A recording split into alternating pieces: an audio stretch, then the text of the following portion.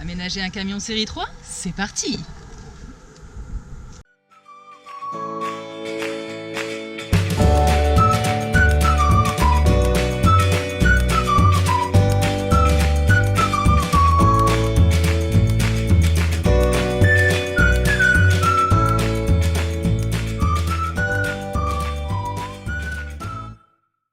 Bonjour à tous, on est content de vous retrouver et de vous partager notre projet.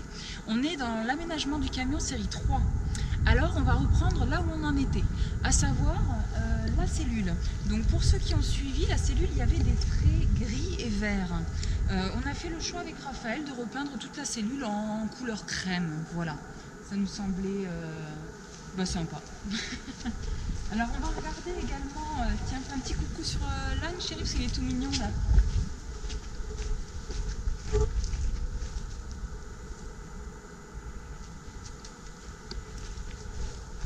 Voilà, on va regarder où c'est que Raphaël en est par rapport au châssis. Donc, ce qu'il faut savoir, c'est que l'hiver est vite arrivé et il a été freiné. Il a pu faire que la moitié du châssis. Il nous reste à acheter les pare-boues pour finir de les mettre en place, ainsi que les profils fer que Raphaël va faire. Donc peut-être on ne voit pas trop bien parce que c'est un peu sombre la luminosité. Donc voilà, on va acheter ça prochainement, comme ça on aura ce qu'il faut pour pouvoir terminer. Dès que les beaux jours reviendront, Raphaël pourra terminer le châssis. Voilà. Hop. Il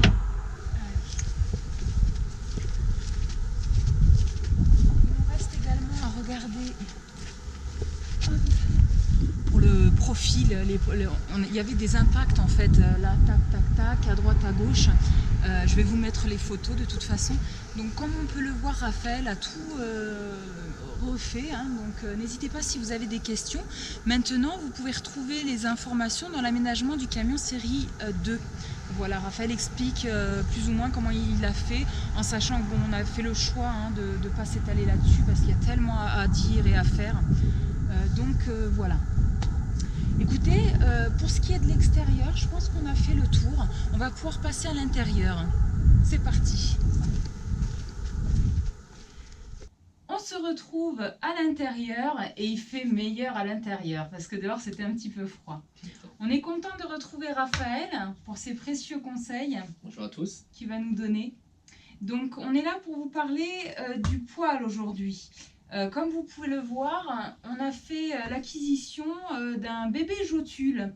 C'est vrai que le poêle pour nous c'était une évidence et ça s'est bien fait, j'ai envie de dire, parce que le Jotule, pour ceux qui connaissent, c'est une marque norvégienne, scandinave. Et là c'est le bébé, donc c'est les premiers prix, mais enfin ça reste des prix assez costauds. Et l'univers nous a apporté ce Jotule à moitié prix, donc on était très contents, surtout qu'on a eu un coup de cœur pour son côté vintage, années 70, voilà, c'est un peu notre télé si vous voulez. Donc on en est content. Au niveau des bûches, il lui faut du 33 cm pour entrer à l'intérieur. Il fait entre 2 et 7 kilowatts. Donc c'est vrai que c'est intéressant, on peut bien régler la température. Au niveau de la chaleur, qu'est-ce qu'on pourrait en dire?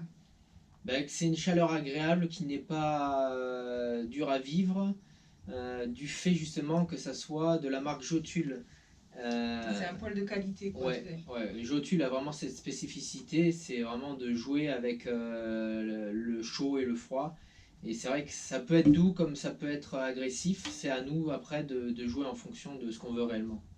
Il a jusqu'à 40% hein, d'économie Ouais. au niveau des bûches du bois. 40 bûches, 40% de bûches en moins de ce qu'il dit sur le bouquin. Ouais. Ouais, donc c'est vrai que bon, pour nous c'était important le choix du poêle. Il y a des choses sur lesquelles on est carrément plus laxiste, mais le poêle c'est le cœur de la maison et il fallait qu'il soit efficace parce qu'on avait peur qu'il se soit trop chaud en fait. C'est vrai, le poêle dans un camion, il n'y a pas beaucoup de mètres carrés. On se dit on va cramer là-dedans Ah oui. et on s'est dit si on met la qualité, au moins peut-être ça sera bien. Et ben ça va pas louper, on en est vraiment content. On a passé un hiver super.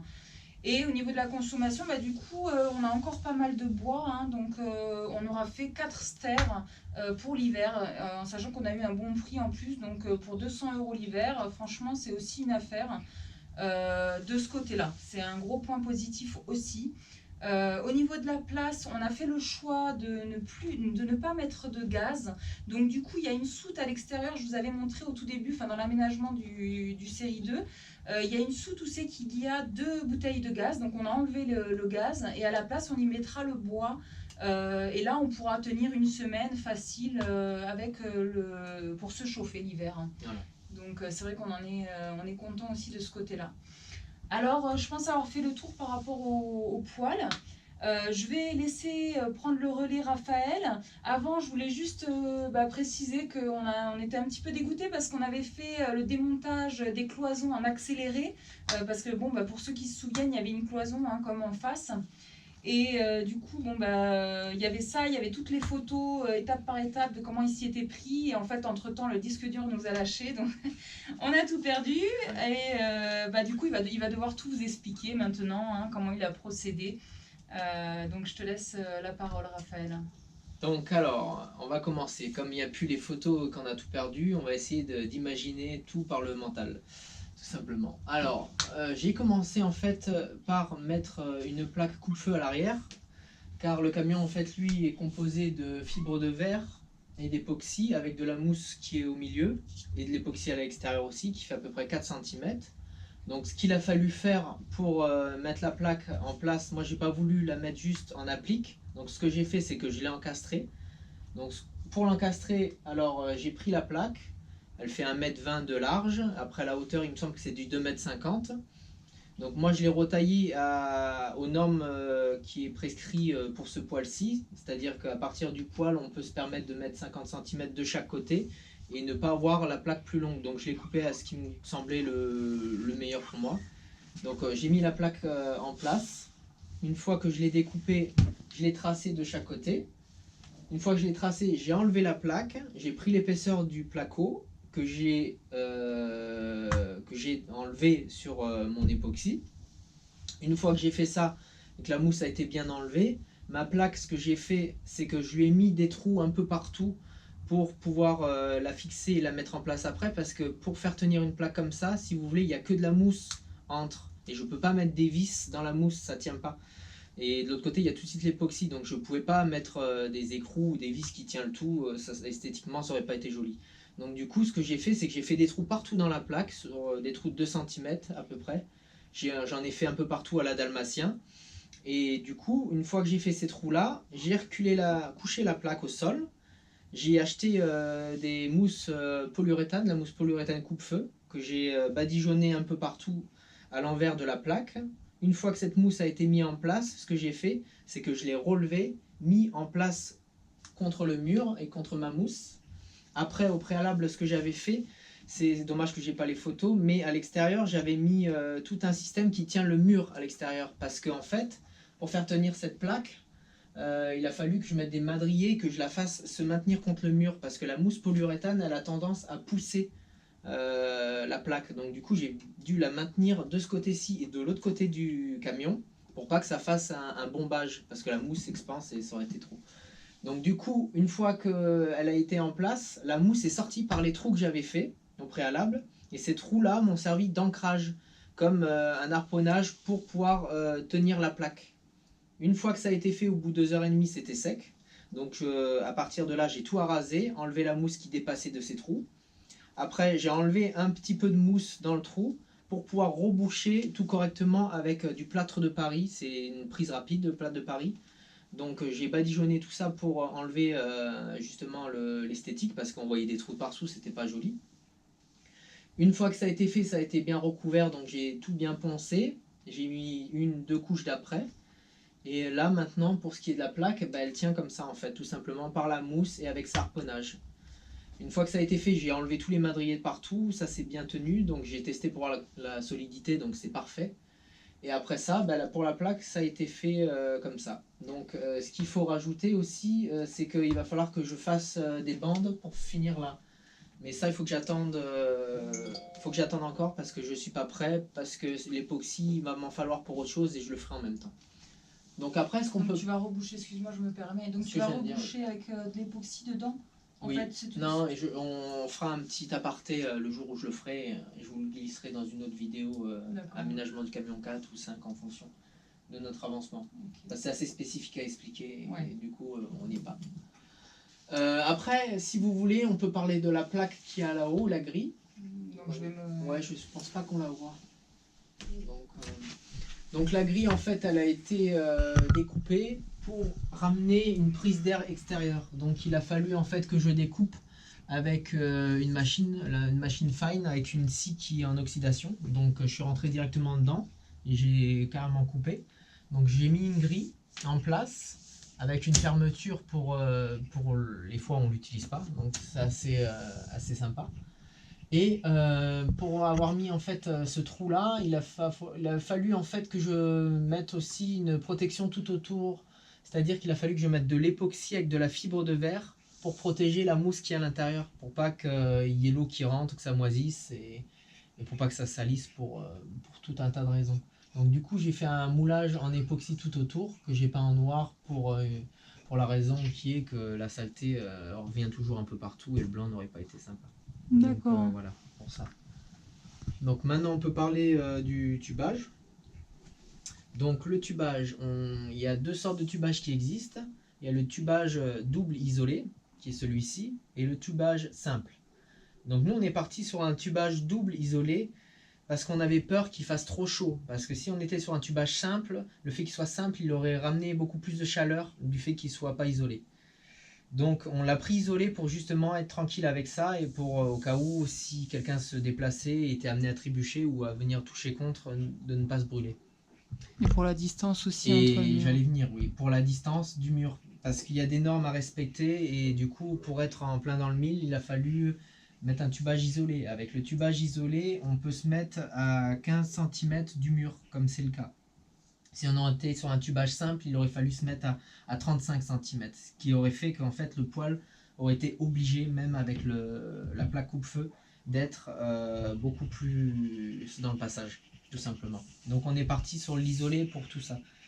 Et après, il y a aussi le fait que avec un tubage isolé, on peut se permettre de moduler sur les hauteurs un peu plus difficilement, si vous voulez, qu'avec le tubage simple. C'est-à-dire qu'à l'achat, c'est des standards. C'est-à-dire que là, on a 1 mètre, on a 25 cm, 25-25 en télescopique qui fait 50. Et du coup, quand on achète le poêle, il faut vraiment calculer la hauteur poêle, plafond, pour pouvoir justement acheter les pièces nécessaires. Sur un tubage simple, on aurait acheté 1 mètre, les standards en 1 mètre, et un autre de 1 mètre, et on se sera amusé justement à découper juste ce qu'il fallait, puis c'était bon. On n'est pas obligé d'être très précis avec du tubage simple. Mais le tubage isolé, il faut vraiment tomber pile poil. Bon, c'est vrai que moi j'aurais aimé du tubage simple parce que esthétiquement c'était oui. Plus joli. Ouais. Mais bon, on a bien compris. On voulait aussi qu'il soit le plus près du mur pour avoir vraiment une grandeur. Là, de ce côté-là, ça va être beaucoup plus près du mur aussi. Donc il va y avoir une sensation de grandeur. C'était important parce qu'on est dans un petit espace, quoi. Ouais. Et puis le fait, comme elle dit, d'avoir un tubage isolé, c'est qu'en fait, nous on est sur du 125 de diamètre vraiment à l'intérieur. Entre, il y a de la laine de roche. Et là, on finit sur du 175. Si on était censé être sur du simple, on aurait été à 125 tout de suite. Donc 125, c'est comme ça. Ouais. Ça aurait été beaucoup plus harmonieux. Mais on a dû vraiment s'adapter justement à... Ah oui, excuse-moi, tu veux peut-être passer sur le déflecteur? Ah bah oui, tant qu'à faire, on peut parler du déflecteur, bien vu. Donc du coup, alors aussi, il y avait des kits qui se vendaient pour ce poêle. Et du coup, il y avait un déflecteur. On est tombé sur le déflecteur et quand on a demandé justement les prix, parce qu'il faut savoir une chose, un déflecteur, lui, il sert à justement faire qu'on puisse le rapprocher le plus près du mur. Là, si on n'avait pas mis de déflecteur, pour vous dire, on aurait été obligé d'être à 50 cm du mur. Donc ça aurait été ici. Le poil aurait dû commencer à partir de là. Donc Ouais. c'est pour ça qu'on a demandé les prix. Et du coup, quand on nous a annoncé les prix, 175 € pour le déflecteur, on s'est dit, on est quand même obligé de faire avec, il va falloir qu'on le prenne, mais est-ce qu'on peut pas trouver une solution indirectement, on se le dit dans la tête. Et il y avait tout ce qu'il fallait justement pour accueillir le kit. Et moi qui suis manuel, je me suis dit pourquoi pas le faire. Donc du coup, c'est ce qu'on a pensé et on est allé au magasin. Et au magasin, on a justement cherché à voir un peu le prix des plaques pour voir si on s'y retrouvait par rapport aux 175 €. Et du coup, on est tombé sur une plaque qui était à 15 €, celle qui est du déflecteur en fait, à 15 €. Mais le hic sur cette plaque, si vous voulez, c'est qu'elle était voilée, elle avait un petit pet. Et du coup, ils nous l'ont fait vraiment moins cher. Donc on l'a eu pour 7 €. Et pareil pour la plaque du bas, elle avait une rayure et on a réussi à l'avoir à moitié prix. Donc voilà. Pour en revenir au déflecteur, en fait, ce qui a été fait, c'est que j'ai repris en fait le schéma de celle qui était achetée. Donc c'est-à-dire qu'elle était incurvée sur les côtés et un plat à l'arrière avec 2 cm entre. Donc moi, ce que j'ai fait, c'est que j'ai acheté une tige écrou avec un filetage que j'ai rentré à l'intérieur, que j'ai ressorti directement ici pour l'accrocher. Et fait 2-3 petits points de soudure pour pas qu'elle se gondole avec la chaleur. Donc ça a été assez simple à faire Et tu l'as peint en noir pour aussi. peu de matériel.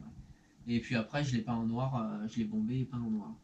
Donc du coup ce qui a fait qu'avec le déflecteur on peut se permettre de mettre le poil à 8 cm dans les normes de ce qui est recommandé. S'il n'aurait pas été là, comme je vous ai dit, ça aurait été à 50 cm, ce qui est assez énorme quand même. Ouais, la Le différence. déflecteur est vraiment quelque chose de primordial, en tout cas pour ça.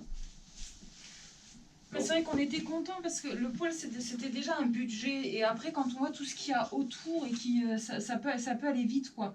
Et là le fait d'avoir fait du moitié prix, moitié prix, moitié prix, ce qui fait qu'on arrive à s'y retrouver et à condenser le budget Oui. aussi quoi. Donc ça peut être des astuces intéressantes aussi pour ceux qui veulent faire. Voilà, on voulait quand même. Nous l'intérieur du camion c'est vraiment notre maison donc on veut reproduire comme une maison. Mais voilà, après, on essaye de s'adapter aussi au budget. Quoi. Oui, parce qu'un tubage simple, un tubage isolé n'est pas le même prix du tout. Hein. Le simple va être dans les 15-16 € et un tubage double va être dans les 100-113 €. Ouais. Donc après, sur Internet, maintenant, on peut trouver des bonnes affaires aussi et des oui, bons voilà, sites. Bien sûr. C'est vrai que c'est intéressant pour ça. Bien sûr, il y a de tout maintenant. Il faut essayer de s'adapter à ce qui est en place. Donc du coup, maintenant on peut partir sur la plaque du sol. Donc la plaque du sol, en fait, on l'a reçue à une dimension qui était de 80 par 90, quelque chose comme ça. Et nous, il ne nous fallait pas autant pour pouvoir l'installer. Donc en fait, ce que j'ai fait, c'est qu'à partir du piétement, sur le bouquin qui était vendu avec le poil, était marqué comme quoi les normes minimales à respecter étaient de 15 cm à partir du poil. Donc ça nous a arrangé parce que dans le sens là et dans celui-ci, si vous voulez, il y a des choses qui vont être en adéquation avec la longueur. Donc on a essayé de garder un parallèle. Alors pour ce qu'il va y avoir en face, en largeur, on a fait la dimension qu'il faut. Voilà, en largeur aussi. Voilà, et en longueur aussi. Ici, il va y avoir prochainement le lit canapé qui va arriver. On est tout content parce que ça fait 4 mois qu'on est au sol. C'est vrai que c'était pas pratique. Donc voilà, on vous montrera ça aussi. Ça l'est toujours pas. Il n'est pas encore en place. Ouais. Donc du coup, voilà, on a pu en fait jouer sur les normes du bouquin et on a pu vraiment retranscrire ce qu'on voulait. On a eu de la chance pour ça parce que des fois, c'est pas simple. Donc après, on va partir sur la plaque. En fait, je l'avais encastrée. On continue sur la plaque, j'ai pas fini. Donc on l'a encastrée pour justement avoir une facilité d'entretien pour le balayage et la serpillière pour éviter d'avoir un surniveau à nettoyer, toujours des saletés qui s'encrassent et pour l'esthétique aussi. Donc du coup, on a fait comme ça. Donc pour la plaque à l'encastrer. Donc je l'ai posé, je l'ai mis au sol, je l'ai tracé, découpé au cutter tout le long. J'ai enlevé la plaque. Une fois que j'ai enlevé la plaque, j'ai enlevé le paladum et je l'ai remise à l'intérieur. Maintenant, si vous étiez amené à être sur du plancher bois, vous prenez une défonceuse et vous déduisez l'épaisseur de la plaque. Ça marche aussi. Donc voilà, donc la plaque en elle-même est juste posée. Ce qui l'a fait se tenir, c'est le piétement. Le piétement, en fait, est sur tige filetée. C'est-à-dire que quand on l'a acheté, il y avait des patins qui le tenaient, ce poêle, par les pieds avec des tiges filetées. Donc du coup, j'ai démonté ces patins, j'ai vu que c'était du 8 mm de filetage. Donc on a racheté une tige filetée de 8 mm que j'ai coupée en 4, vu qu'on a 4 pieds. Et au bout, j'ai rajouté un écrou que j'ai soudé. Une fois que j'ai soudé cet écrou au bout de la tige filetée, ça me permettait de pouvoir mettre une clé Allen, pardon, une clé. Et avec cette clé, j'ai pu justement serrer les 4 pieds. La clé Allen, c'est pour faire la mécanique, non? La clé Allen, si vous voulez, c'est un peu pour les quand tu veux resserrer une planche de poignée. Non, je crois que c'était pour la mécanique. Mais j'aurais pu aussi mettre un système à clé Allen, mais bon, c'est une clé. Bon, j'aurais pu dire clé à pipe, beaucoup de choses, mais j'ai un peu bugué là. Donc du coup, ça a été fixé comme ça. Alors j'ai dû par contre percer le sol pour pouvoir prendre un ancrage directement sous le châssis. Donc au perçage, il fallait savoir une chose, c'est qu'on a un sol chauffant. Un sol chauffant qui est sous résistance électrique. Donc en fait, c'est des bandelettes qui passent. Tous les combien je sais pas, mais je sais qu'il y a des bandelettes de résistance en fer qui passent sur la longueur. Donc ça, il a fallu faire face à ça et essayer de contourner le truc. Donc moi j'y suis allé à tâtons, c'est-à-dire que j'ai percé mes 4 trous de ce côté-ci jusqu'en bas pour ressortir le trou. Donc c'est là que ça m'a aidé aussi à estimer l'épaisseur du plancher. Donc le plancher fait 8 cm, ce qui est sympa. Donc il y a le palladium 5 mm, il y a de l'aggloméré en hydrofuge de 19 mm x 3, donc 3 épaisseurs de 19, plus de la mousse en polystyrène qui fait 2 cm aussi, qui est entre tout ça. Donc là, on a le palladium, on a une couche d'aggloméré, une deuxième, il y a le polystyrène entre, et en dessous, il y a encore une couche d'aggloméré, plus l'époxy qui vient finir pour rendre tout bien étanche. Donc j'ai percé tout ça. Pour les 4 pieds, ça a été impeccable. C'est bien passé. Mais après, pour la prise d'air, je ne sais pas si vous le voyez là. Je vais le montrer. Mais pour la prise d'air, en fait, j'ai eu une petite surprise parce que quand j'ai percé mon trou à la scie cloche, j'y suis allé doucement et j'ai cru presque sentir un câble, la résistance du sol chauffant. Et une fois avoir percé tout, je me suis rendu compte qu'entre la mousse et la plaque d'aggloméré, il y avait la résistance qui était à 5 mm. Donc je suis passé vraiment pile poil à côté. Donc j'ai eu de la chance pour ça. Donc le chauffage au sol est encore là et fonctionne. C'est-à-dire que si je l'avais percé, ben, j'aurais plus de chauffage au sol. Il aurait fallu que je ressoude le tout. Donc voilà pour la prise d'air. Elle a été installée comme ça. J'ai traversé avec la scie cloche entièrement et je suis descendu en bas. Et pourquoi alors le choix d'une prise d'air? Le choix d'une prise d'air extérieure est pour le bon fonctionnement du poêle. Car imaginez un poêle qui prend son air de l'intérieur, c'est-à-dire qu'il va chauffer l'intérieur, il va récupérer cet air qui va rechauffer au final, et du coup il va se surchauffer sur lui-même, et ça risque à l'intérieur d'être un air tellement chaud que la fonte va finir par se dilater ou même casser. Ça arrive des fois qu'il y ait des pièces qui sont à racheter parce que justement la prise d'air est intérieure ou que la combustion a été trop élevée en température.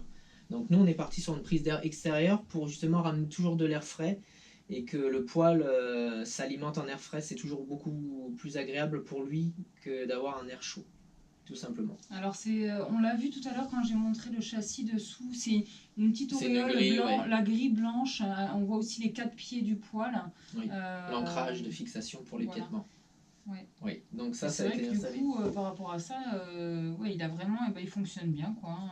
Oui, il est doux. Et je pense que si la prise d'air chaud était à l'intérieur, on aurait eu beaucoup plus chaud et c'est pour ça qu'on le vit agréablement bien parce que la prise d'air est extérieure. Et elle est extérieure pour une deuxième raison aussi, c'est qu'on évite la dépression intérieure.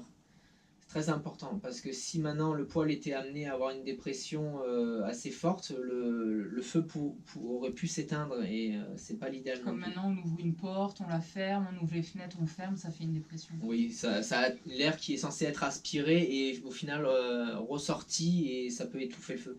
Donc là il n'y a aucune dépression et le poêle se porte très bien. Voilà. Tu penses avoir fait le tour? Pour le piétement, la prise d'air, le tubage. On a parlé de tout, hein. Là-haut, on a pu voir qu'il y avait du scotch. C'est parce qu'on n'a pas encore mis ce qu'il faut autour, parce que le plafond n'est pas fait. La rosace, oui. Voilà. Mais bon, n'hésitez pas si vous avez des questions, les internautes, parce que on pense peut-être pas à tout. On essaye de... C'est quand même long hein, de penser à tout et de parler de tout. Mais n'hésitez pas. Oui, on peut parler vite fait du tirage. Donc là, le tirage, en fait, il est là. Hop, ça, là. Donc le tirage, il est là. Là, c'est sur l'allumette, c'est vraiment pour l'allumer.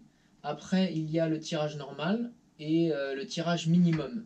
Donc là, on est sur le minimum. Normalement, les flammes vont disparaître entièrement. Donc là, il en reste encore une.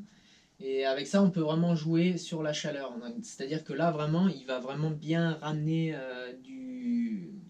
Il va garder en fait son autonomie pendant très longtemps. Oui, là d'ailleurs, une bûche, ça peut faire facile 3-4 heures. Ouais, 4 heures, 4h30 facile, ouais. Ouais. Donc là, il est éteint, donc là, je vais le raviver, les flammes devraient revenir. Donc là, c'est le tirage. Après, pour ce qui est du vidage des cendres, il suffit juste, en fait, quand le feu est éteint, d'ouvrir le poêle, d'aller chercher une grille.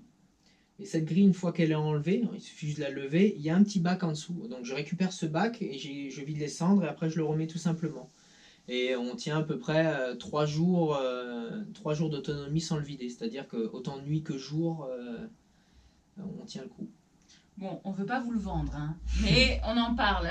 On parle du poêle, donc on explique un peu tout, quoi. Voilà. Bah, écoute Raphaël, déjà on te remercie beaucoup pour toutes ces explications précieuses. Et puis nous, on va se retrouver pour la prochaine vidéo concernant le camion. On va parler exclusivement de l'eau parce que l'eau c'est assez complexe, il y a beaucoup de choses à voir, il y a beaucoup de possibilités. Et du coup, on va se concentrer sur l'eau. À ce moment-là, si je le peux, si j'ai le temps, je vous expliquerai aussi comment on va procéder par la suite. Et en attendant, on vous remercie de votre présence et on vous dit à très bientôt. Bye bye.